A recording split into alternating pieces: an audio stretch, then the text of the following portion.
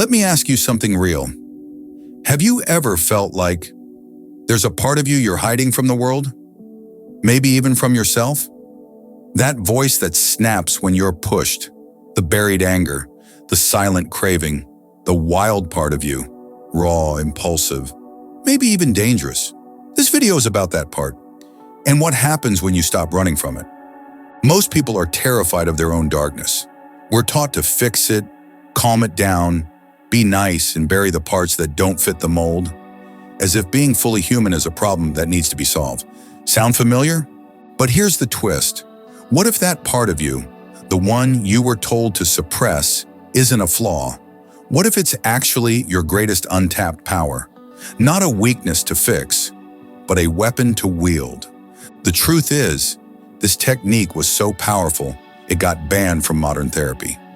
Why? Because when you do it wrong, you create chaos. But when you do it right, you become unshakable. In this video, I'm going to walk you through what this banned brain hack really is, why avoiding it keeps you small and disconnected, how to reclaim the parts of yourself you've been told to hide, and how to use your inner darkness to lead your life, not destroy it. By the end, you won't just feel inspired, you'll feel like you finally met the part of yourself you've been avoiding your whole life, and this time, you're not walking away from it. Let's begin. So what this brain hack really is? Let me ask you something. Have you ever exploded at someone over something small and later thought, that wasn't me? Or felt triggered by someone else's confidence, success, or calmness, and you couldn't explain why? That right there is a glimpse of the hidden force we're about to uncover. This brain hack isn't some cheap productivity trick or feel-good mindset flip. It's something deeper, something primal. It's the process of shadow integration, a method once so disruptive, so raw, and so emotionally powerful, some therapists stopped using it altogether. Why? Because it opens the door to your dark side, and not everyone is ready to walk through that door. But here's the truth. What you bury inside doesn't die. It waits, it festers, and eventually it leaks into your everyday life through reactions, self-sabotage, broken relationships, burnout.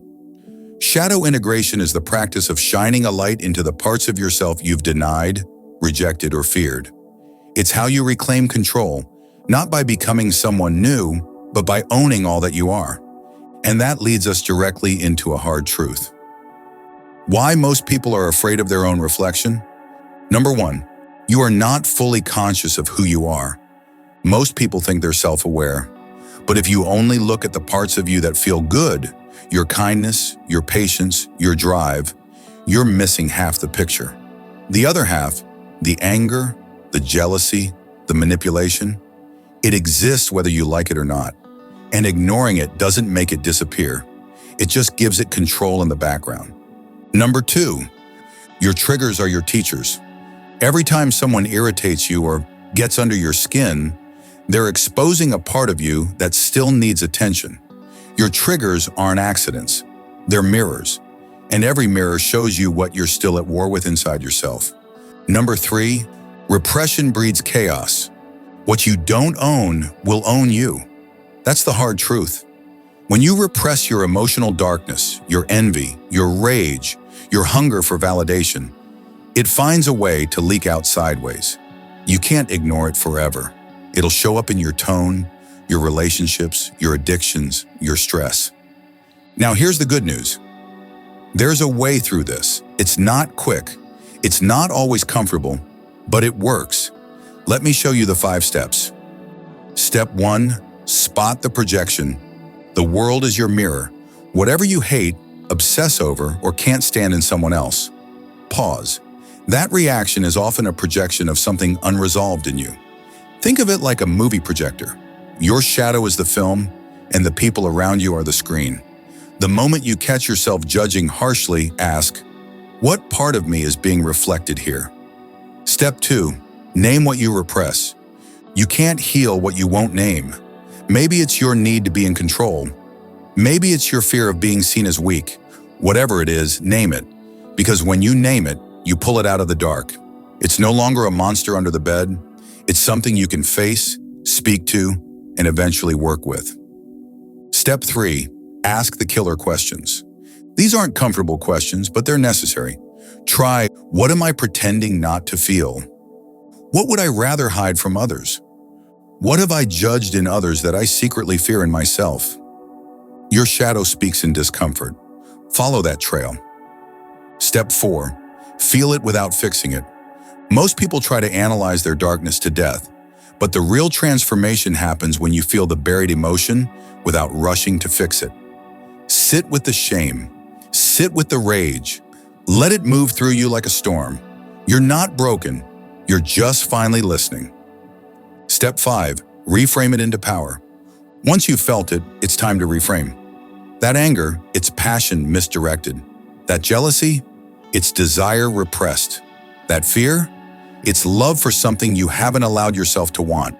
You don't throw away these emotions. You transmute them into focus, clarity, drive. But here's where it gets dangerous. When darkness isn't integrated, it dominates. There's a fine line between integration and possession. You know that feeling when you've been holding something in for too long, and suddenly it just explodes? Maybe it's anger, maybe it's jealousy, or even fear. At first, you keep it locked up, buried in the deepest part of you, thinking that if you ignore it, it'll go away. But the thing about shadows, they don't vanish when you ignore them. They just grow stronger, more dangerous. Imagine you're carrying around a ticking time bomb, hoping it'll never go off. That's what it's like when you suppress your darker side. The shadow inside you, those impulses, those emotions you'd rather pretend aren't there, becomes a weapon, one that you have no control over when it detonates. When the shadow is misused, it doesn't serve you. It destroys you. And it doesn't stop with you. It hurts the people closest to you too. You've probably seen it in your life. That moment when something snaps and you lash out without thinking, hurting others or even yourself. That's the shadow misbehaving, and when left unchecked, it turns into a weapon that knows no boundaries. But here's the truth. It doesn't have to be this way. Your shadow isn't the enemy. It's a part of you, a power you can learn to control. When used correctly, that same power can propel you forward, into strength, clarity, and control. So instead of fearing your shadow, it's time to learn how to wield it. The art of commanding chaos without becoming it. Now you might be thinking, okay, I get it, but how do I stop this from happening? How do I stop the shadow from taking over my life? Because let's be honest, if you try to suppress it, it's like trying to keep a wild stallion locked up in a tiny cage. The more you try to control it, the more it kicks and screams, trying to break free. The trick isn't about trying to control the shadow directly. It's about understanding it. Imagine you're in a storm. If you try to fight the wind head-on, you'll be swept away. But if you stand your ground and let the storm pass around you, you'll emerge stronger. That's what mastering your shadow's about. You're not fighting it. You're learning to ride with it. Mastery comes when you realize that control isn't about suppression. It's about awareness. You stop trying to beat down your emotions, your instincts, your impulses, and instead you start observing them. You acknowledge that part of you exists, and it's okay to feel what you feel. It's okay to be human, but you take the reins. You're standing there in the midst of the storm, calm and composed, while everything else swirls around you. That's how you master your shadow. You're not letting it drag you under. You're choosing to rise above it. The beast inside you and the one holding the leash. Let's get real for a second. Deep down, you know there's a part of you that's wild. It's not always pretty, and it's definitely not something we like to talk about. It's the part of you that gets angry when you feel disrespected. The part that craves freedom and doesn't care about the rules. The part that wants to tear through the world and take what it deserves. We all have that beast inside us. And the truth is, it's not a bad thing. It's part of your human nature. It's the fire that makes you bold, the hunger that drives you to achieve, the rage that makes you fight for your life. Without it, you'd be walking through life as a shell, without the energy to move, let alone conquer anything. But here's the catch. Just because that beast exists doesn't mean it should run wild. Picture it like a lion on a leash. The lion is strong, powerful, untamable, but if you don't know how to hold the leash, it could tear you apart. Without control, the beast becomes chaos. It could drag you into destructive patterns, hurt others, and burn bridges. So you are both the beast and the one holding the leash. You need to learn how to control the power within you, how to guide that beast. Don't be afraid of it. Embrace it. Recognize that the beast is you, but also recognize that you're the one in control. You can channel that raw power and direct it toward your goals. It's not about suppressing your inner beast, it's about learning to ride with it, so it works for you, not against you. How to train the dark within, a tactical guide. Now that you know the beast is inside you and you're the one holding the leash, let's talk about how to channel that power with precision. It's like being handed a sharp sword. If you don't know how to wield it, it'll cut you just as easily as it'll cut the enemy. So how do we use our shadow in a way that doesn't harm us, but instead pushes us to grow? Number 1, awareness. The first step to harnessing your shadow. You can't control what you don't understand. So the first step in mastering your shadow is awareness. It's like looking in the mirror and seeing your reflection for the first time. You have to stop ignoring that part of you, the anger, the desire, the fear, and acknowledge it. The more you deny it, the more powerful it becomes. So start paying attention. The next time you feel that spark of frustration or jealousy, don't push it down. Sit with it. Why is it there? What is it trying to tell you? Awareness is about observing yourself without judgment. It's about saying, okay, I see you, shadow. I know you're part of me. This is the beginning of turning that beast into a tool you can use. Number 2, redirect, channel the energy into something productive. Once you've accepted your shadow, the next step is to redirect its energy. You've got all this raw power, but you don't want it to turn into a wrecking ball. Imagine taking that raging river and turning it into a channel for growth. Instead of letting your anger destroy relationships, use it to fuel your ambition. Instead of letting jealousy eat away at you, use it as a motivator to improve yourself. You don't have to suppress the emotions you feel, but you do need to find a healthy outlet. Redirect that beast into something positive. Your goals, your growth, your creativity. Number 3, release. Let the beast roar when necessary.